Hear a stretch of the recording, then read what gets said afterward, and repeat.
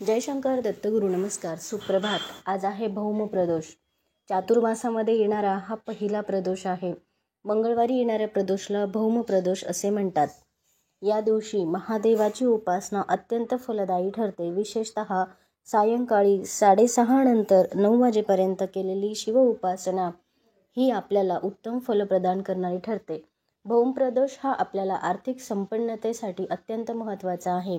ज्यांची आर्थिक प्रगती होत नाही आहे अशा प्रत्येक व्यक्तीने आजचा हा दिवस व्रत करणं गरजेचं आहे. शक्य नसेल तर हरकत नाही, परंतु आज सायंकाळच्या वेळेस महादेवाला गुळ पाण्याचा अभिषेक घालणं गरजेचं राहील. त्यासोबतच ऊसाचा रस आज आपण महादेवाला अर्पण केला तर आर्थिक प्रगती व्हायला नक्की मदत होईल.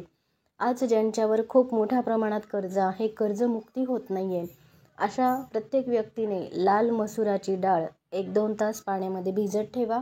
त्याच्यानंतर ती डाळ मिक्सरमध्ये बारीक करून त्याचा लेप आज आपल्याला महादेवाच्या पिंडीवर द्यायचा आहे आणि ओम श्री ऋणमुक्तेश्वराय महादेवाय नमः या मंत्राचा आपल्याला अधिकाधिक जप आजच्या दिवशी करणं गरजेचं राहील.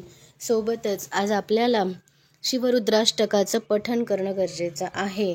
प्रत्येक प्रकारच्या ऋणातून मुक्त होण्यासाठी भौम प्रदोष साजरा केला जातो.